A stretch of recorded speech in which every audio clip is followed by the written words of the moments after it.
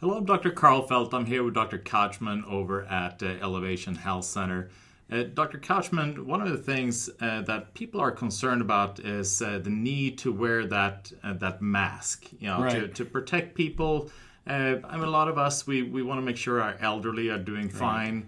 They are dealing with health conditions, maybe cardiovascular, respiratory, and we want to make sure that they are protected, but also we want to be protected ourselves. I mean, everyone's so scared about this coronavirus. What are your thoughts about that?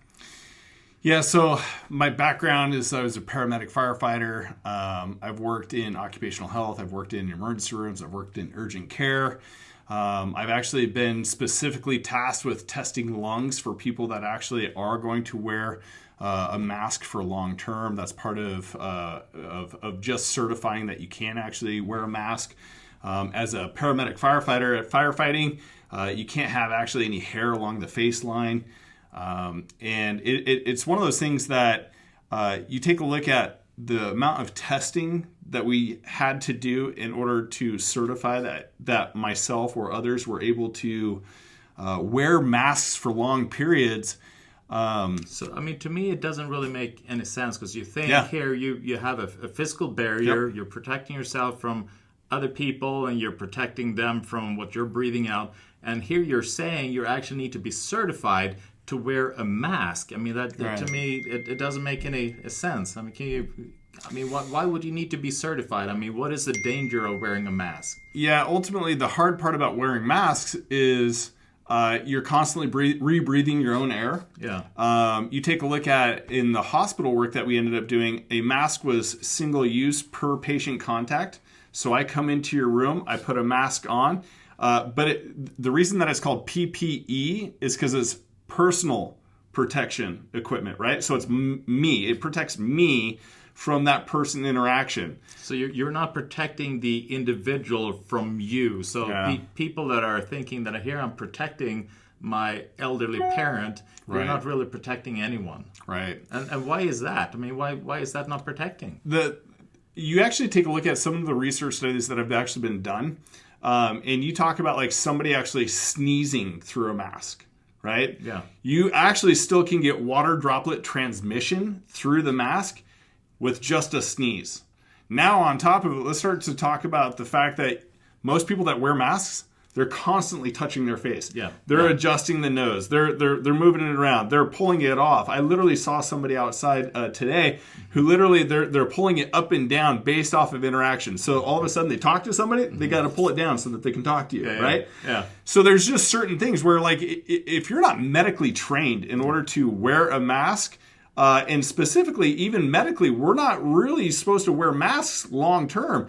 And I saw a suggestion at one point in time that somebody's supposed to wear the same mask for 3 days. I know. I mean, that's what they're telling medical professionals. Right. That wear three days, wear that mask.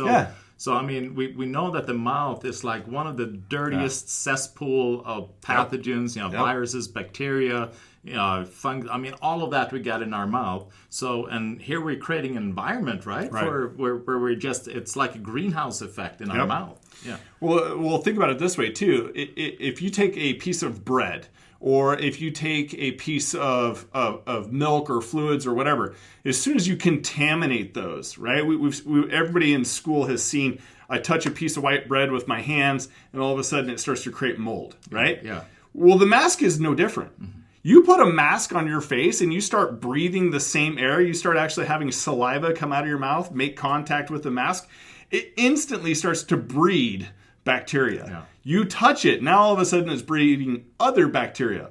Well, we already know the back of the throat is already prone to having strep and a lot of other types of bacteria. And so you start talking about even viruses being a higher level than the bacterial. So you're loading this thing over and over and over, right? So, and you take a look at, they're not recommending healthcare workers wear the same scrubs for 3 days. No. I change my underwear more than... that'd be disgusting to have your underwear for 3 days. So now you're having something that is more bacteria, more pathogens, and you're literally, it's like walking around with your underwear, breathing through your underwear.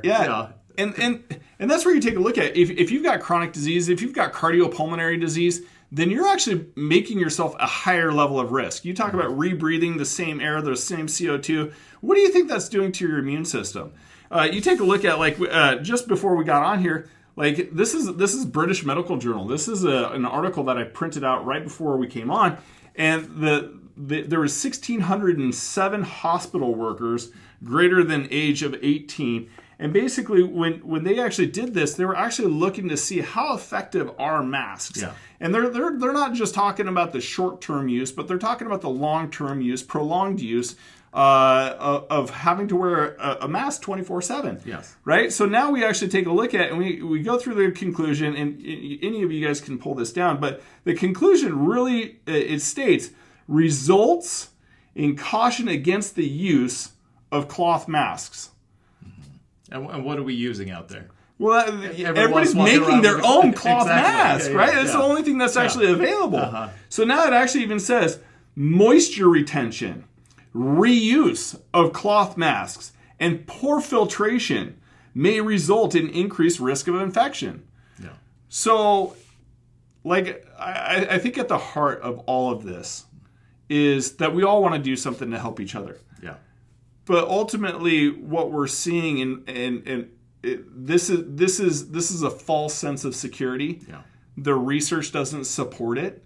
My own experiences and the things that we've looked at and the things that we've had to do in order to actually wear masks long term, you have to be of good health, right? And so then you start talking about, well, people of good health or bad health wearing these things, your immunity is going to take a hit irregardless of your level of health. So walking around with a face mask will actually then suppress your immune system. So if you are immunocompromised, you see these elderly walking around and they can barely walk, you know that they are just it's like a ticking time bomb. Right. Anything can happen at any time. And here they walk around then with a face mask, and they're actually increasing their likelihood of morbidity. And here's the reality. It's a shame to see anybody pass away. It's a shame to see anybody die. It doesn't matter what virus, what cancer, what heart disease. It sucks. Yeah. And it breaks all of our hearts. And even for me, I actually had a family member who isn't a direct family member, but it was somebody who actually we 100% expected for them to pass away last year with some of the different sickness and illness that they were actually dealing with. Well, this year they ended up passing away as a result of also having COVID on top of their other diseases and everything else. And so that they unfortunately they ended up passing away. I'm sorry. But that's where we take a look at, let's talk about, suppressing everybody's immune system. Let's talk about the fact that, it doesn't matter what the other economic effects have been of this. We're actually starting to see numbers of causation of deaths from the amount of unemployment now. So that are exceeding what are dying of COVID. So, I always like to have a facts-based conversation, a common sense-based conversation about what we're seeing happen and ultimately what could we actually do. And so, especially for COVID, I love the approach that you guys have taken, right? There is no medical cure for COVID. There's no medical cure for coronavirus. And this is where you take a look at your body, your responsibility, your health, right? And this is, if you have a condition, if you have a problem, then absolutely. I've got a 93-year-old grandmother, and I told her, hey, listen, and they live on the west side of Washington State. Yeah. I said, you should probably go ahead and stay in for a couple of weeks and basically have everything delivered to your house. She's still great. She's still kicking. She's doing awesome. Thank God. But even for her, you cannot keep her in the house any longer. No. She's done. Well, I mean, I have an elderly gentleman. He's a patient of mine, and he's dealing with a health condition. I mean, it's a respiratory health condition, but he thrives on going out dancing once a week, and that is his life. And I'm actually seeing now when he's not getting that, right? It's almost like he's wilting away a little bit. He doesn't get to be himself, and he'd rather die dancing than live alone. And you have to look at those factors. Yes, you want to protect people, but what is the cost of protecting people? And is a cure worse than the disease? Yeah, and there's a huge mental health concern with all of this, right? Like, we talk about the whole social distancing thing. There's a physical distancing thing that's happening, but it's been labeled social distancing, right? And I think that's a problem in itself too, because ultimately human interaction, we all thrive off of human interaction, regardless if you're a hermit and an introvert or not, right? Yeah. So, but you talk about like somebody like that who your mental health will deplete your immune system as well.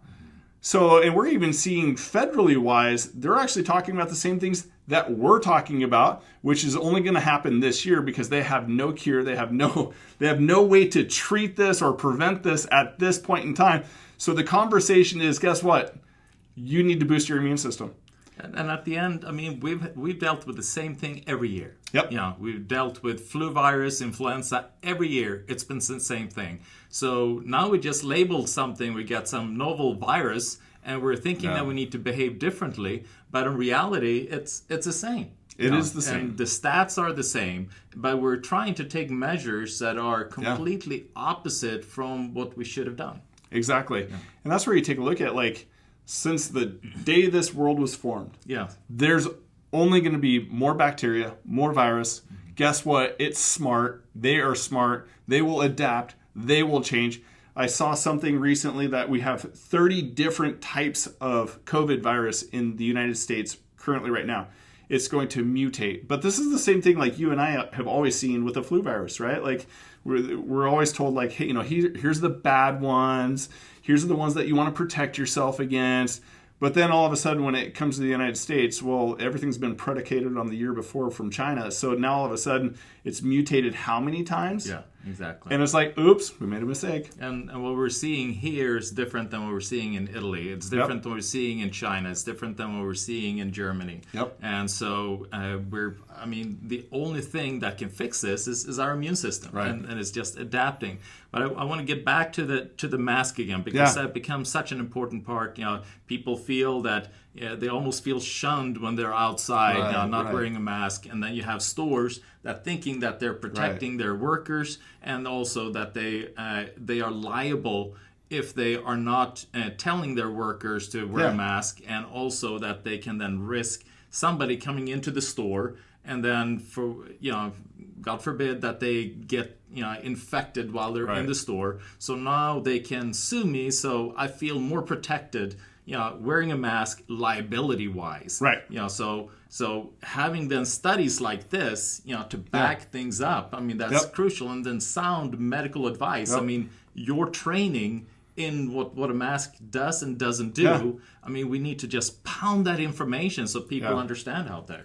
And that's where if you have any type of cardiopulmonary disease, if you have a respiratory issue of any kind, if you have asthma, if you have COPD, if you have pulmonary hypertension, if whatever your heart problem might be as well, right? So this is on the other side of this, you can actually see that there has already been the legs built for people with medical conditions, and it's called the Americans with Disabilities Act.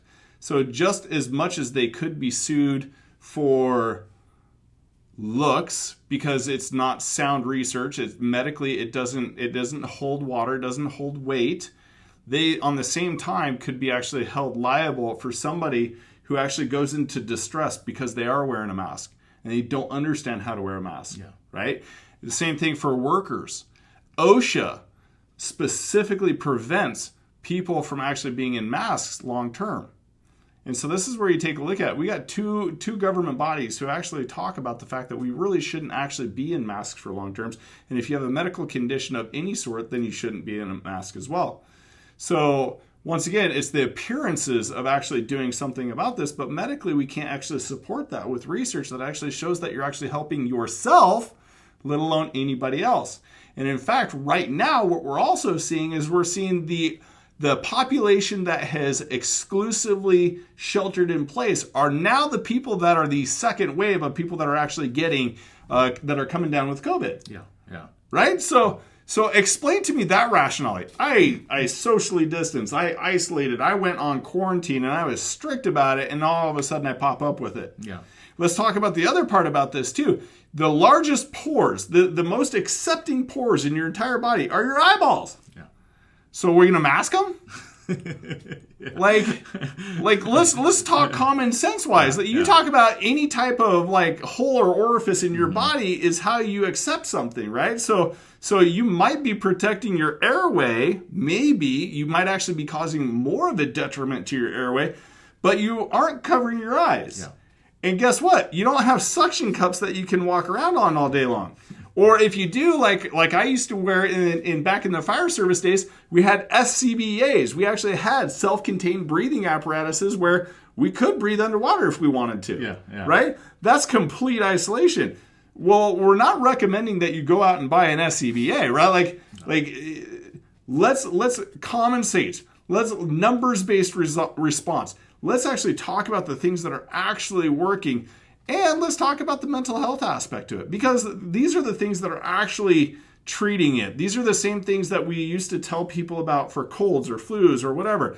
You know, I always talked about the flu season as the gluttony season. Yeah. Because the flu season coincides with October 31st, Halloween, we got Thanksgiving, and then we got Christmas. Yeah. And people are inside not getting sunshine. Mm-hmm. And guess what? Miraculously, something attacked the U.S. come fall time. This doesn't make sense, right? Yeah. It's a problem that people are overindulging, and they're basically causing themselves self-harm. Yeah, and you know that eating sugar, I mean, all the garbage food they're eating, it's inflammatory in nature. Yes. And here we're looking at a disease that's not the virus in itself that kills the individual. Right. It's immune system's response to it, which is an inflammatory response. So if we're eating food that are promoting that inflammation, in addition to then eating sugar, which we know that it neutralizes immune system's activity for hours after doing that. So here, we're walking around with a mask. That is continually increasing our risk then of disease. Yep. We're lowering our oxygen. We are continually increasing the infectious rate.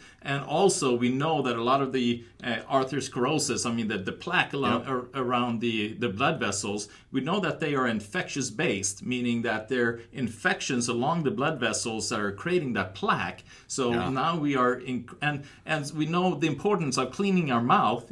By cleaning the mouth, we're reducing the bacterial load, which has a direct, studies show that it has a direct impact on our cardiovascular system. So now we want to go the opposite. We want to go, let's do more bacteria and just go against all the research that's been there from times again and again and again that we've done. And even here, we know you got to be of sound health to wear a mask for a long time. So if you're elderly, don't wear a mask. Right. Yeah. Well, thank you, Dr. Couchman. I really, really appreciate hanging with you. And Absolutely. This is such a crucial information.